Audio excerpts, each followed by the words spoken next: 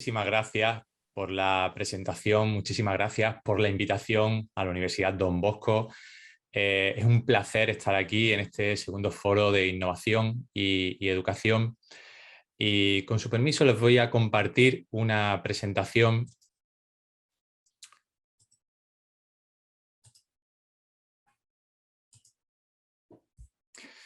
Y a partir de esta presentación, mi idea en este foro es hablar un poco sobre un tema que estamos trabajando aquí en el ámbito de la Universidad de Málaga, en el ámbito en el que yo desempeño mi función como docente, como investigador, y es la relación entre pedagogía y tecnología. Es un tema que ha sido eje fundamental en las ponencias de los colegas anteriores y sobre el que vamos a profundizar. Lo que les propongo es una profundización desde el punto de vista teórico, reflexivo, para a continuación aterrizar en una propuesta específica para generar nuevos escenarios de aprendizaje en organizaciones educativas. Ese es el planteamiento. Les invito, por supuesto, a participar, como lo han estado haciendo con el doctor Canchola. Será un placer ir leyéndoles conforme voy hablando en el chat. Y bueno, voy a empezar con una comparación que enlaza con el planteamiento que ha realizado el doctor Canchola. Yo me planteo cuando vemos las perspectivas de la educación y los cambios que se han generado en educación, ¿cuáles han sido los cambios que se han generado en otros ámbitos de la vida?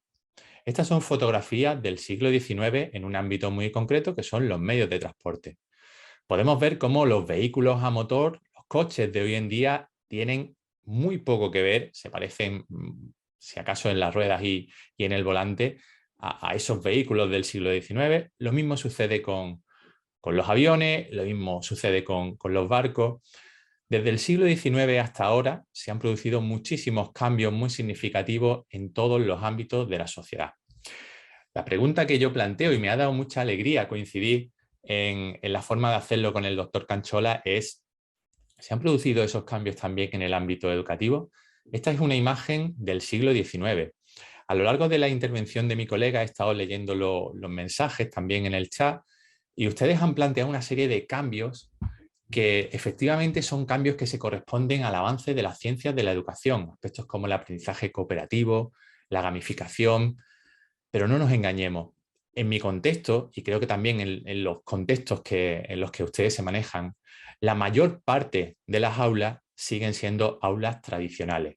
Aulas en las que los cambios han sido muy poco significativos y se han referido fundamentalmente a los medios técnicos. En las aulas del presente, en la mayoría de las aulas del presente, sigue habiendo una persona que tiene el conocimiento, una persona que habla, que tiene la autoridad, que imparte docencia, y otras personas que escuchan, que su papel se relega a eso, simplemente un rol pasivo, escuchan, reciben el conocimiento, toman notas y estudian ese conocimiento de cara a presentarse a un examen. Esto, fundamentalmente, es la didáctica actual, es la didáctica, el método didáctico más extendido en todas las aulas que yo he tenido la oportunidad de conocer a lo largo de mis 15 años como docente. Sin embargo, la vida ha cambiado muchísimo. La vida de hoy en día requiere otro tipo de aula.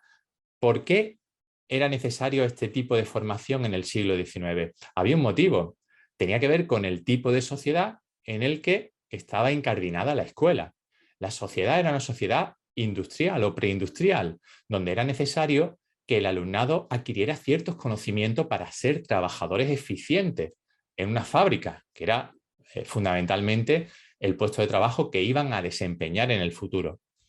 Les invito a ver un pequeño vídeo que he realizado con mucho cariño para ustedes, un vídeo donde se hace una pequeña caricatura del origen de la escuela.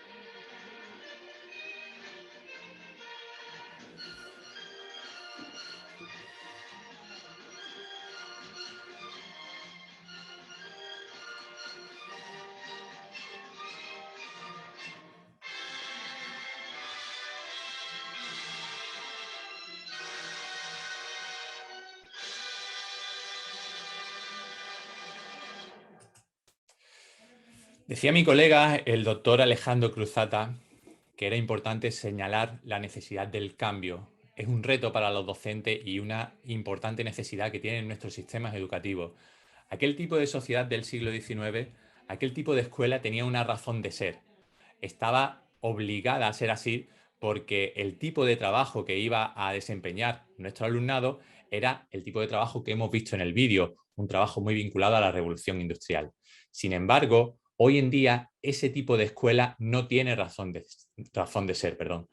La sociedad actual no tiene nada que ver con aquella sociedad. Estamos en una sociedad donde nuestros alumnos de hoy van a desempeñar trabajos que todavía no conocemos. La creatividad, la capacidad de resolver problemas que todavía no existen, el trabajo en equipo, son competencias fundamentales que tiene que desarrollar la nueva escuela. Son competencias que no tienen cabida en esa metodología tradicional que tan extendida sigue hoy en día. Decía John Dewey, lo decía en 1917, que si enseñamos a los estudiantes de hoy como enseñábamos ayer, les estamos robando el mañana. Y yo creo que esta cita sigue plenamente vigente hoy en día. Nosotros organizamos aquí en la Universidad de Málaga un congreso, lo organizamos bianual, y en el último que hicimos ya en pandemia, el congreso EduTech, llegamos a una conclusión que recogimos en las actas, y era esta que tienen en pantalla. Uno de los grandes problemas que compartíamos todos los profesionales de la educación que estábamos allí era que en muchas ocasiones enseñábamos como nos habían enseñado, reproduciendo los modelos tradicionales y dando la espalda a los últimos avances que se habían sucedido en el ámbito de la pedagogía, de la neurociencia, de la didáctica. Este es uno de los principales problemas que tiene el sistema educativo. Los docentes que siguen enseñando igual que les enseñaron reproduciendo modelos tradicionales. La necesidad de cambio, por tanto, yo creo que es más que evidente y lo han subrayado otros ponentes que han participado en el foro. Esa necesidad de cambio se encuentra en el ámbito de la pedagogía y hemos hablado de esto fundamentalmente, de pedagogía, pero ¿y en el ámbito de la tecnología? Porque lo cierto es que se han incluido muchos elementos técnicos a la escuela. La fotografía esa del siglo XIX diferiría mucho a un aula actual simplemente por los medios técnicos que tiene la escuela, pero la tecnología ha sido un revulsivo de cambio, la tecnología ha contribuido a cambiar el método pedagógico. Vamos a analizarlo y vamos a hacerlo también de la mano de uno de los principales expertos en tecnología educativa, el doctor Julio Cavero, en un foro que tuvimos aquí en Alicante, en la provincia de Alicante, en el 2019, antes de la pandemia. Él analizaba un poco cuál era la situación que había generado en el ámbito de la universidad, que es donde él desempeña su función docente, qué situación había generado la tecnología, y planteaba esta frase que a mí me impactó mucho. Decía que en relación a las TIC, en muchos casos solo hemos pasado de una universidad de fotocopiadora. Antes teníamos una universidad donde le dejábamos a los estudiantes los apuntes en una reprografía y los estudiantes pues los fotocopiaban. Y hemos pasado de eso a una universidad de impresora, donde le colgamos los apuntes en un campus virtual, pero hacen lo mismo.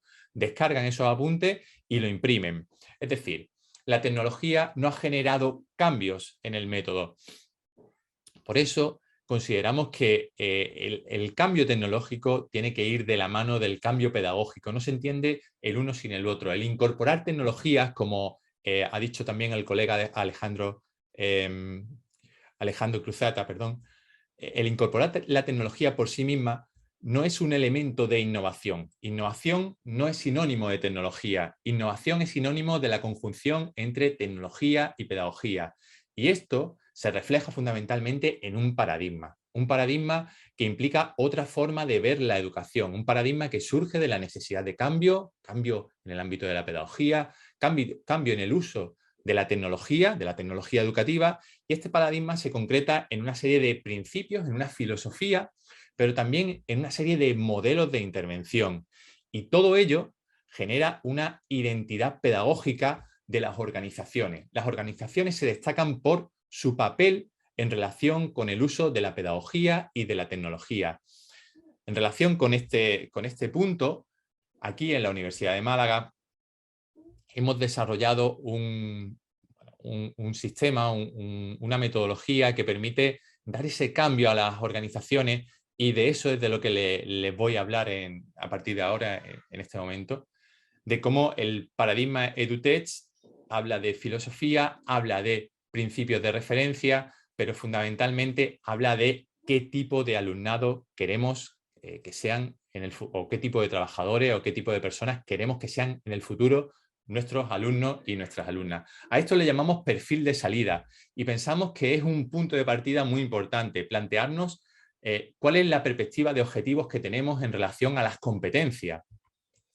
Nosotros lo hacemos a través de un trabajo cooperativo. Nos reunimos los docentes en un espacio como un aula tradicional, con una pizarra, y nos planteamos en este ejercicio, en relación con el perfil docente, ¿qué tiene que saber un docente? Un docente del siglo XXI. El saber, cada uno lo explica en post-it, en papeles de color azul, que lo ubicamos cerca del ámbito cognitivo, de la cabeza. Nos preguntamos también qué tiene que saber hacer un docente, y eso lo vinculamos a las extremidades, y cada docente escribe ahí qué tiene que saber hacer un docente. Y nos preguntamos también qué tiene que querer hacer un docente, esa parte más de valores que vinculamos a la parte del corazón. A partir de este ejercicio construimos las competencias. Competencias en este caso para los docentes, pero se podría hacer perfectamente también para una escuela, y que fueran competencias para el alumnado. Las competencias profesionales para los docentes que generen ese cambio, implican conocimiento, implican habilidades e implican también valores. Este es el desarrollo que nosotros hacemos aquí en la Universidad de Málaga, a partir de cada una de las aportaciones de los profesionales que forman parte de un claustro. Configuramos una serie de principios. Les muestro los principios que hemos generado en nuestro contexto, en nuestro ámbito, para mejorar la docencia universitaria online. Son 6 en total. El primero de ellos hace referencia a metodologías activas y de teleformación. El segundo tiene que ver con nuevos recursos pedagógicos, creativos e innovadores, con la capacidad de incorporar al aula esos nuevos recursos.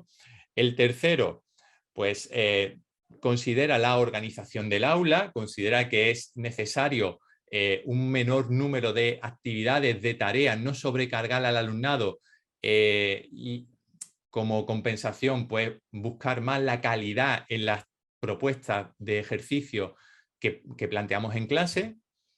El cuarto principio tiene que ver con adaptar los procesos de evaluación. No podemos evaluar de la misma forma que evaluábamos en una docencia presencial. El quinto tiene que ver con la revisión crítica de los procesos, con convertirnos también en investigadores sobre nuestra propia práctica. Y el sexto, con el conocimiento también en un plano personal del alumnado que tenemos y no solo en un plano meramente académico.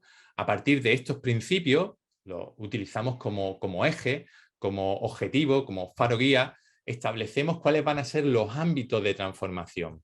Y lo hacemos en un cuadrante de 2 entradas, donde en primer lugar ponemos los principios, ponemos los fines que nos hemos planteado, los objetivos, y en un segundo, en un plano más horizontal, pues establecemos cuáles son aquellas acciones que vamos a desarrollar para conseguir los principios. Así es como quedaría el cuadro. A partir de este cuadro que elaboramos entre todos los docentes que formamos parte del departamento o de la organización, establecemos los cambios que queremos realizar en el aula para llevar a cabo los principios que nos hemos planteado. Es, en definitiva, una forma de implementar el paradigma EduTech de una manera muy real, muy efectiva, en un contexto de enseñanza y aprendizaje en una organización.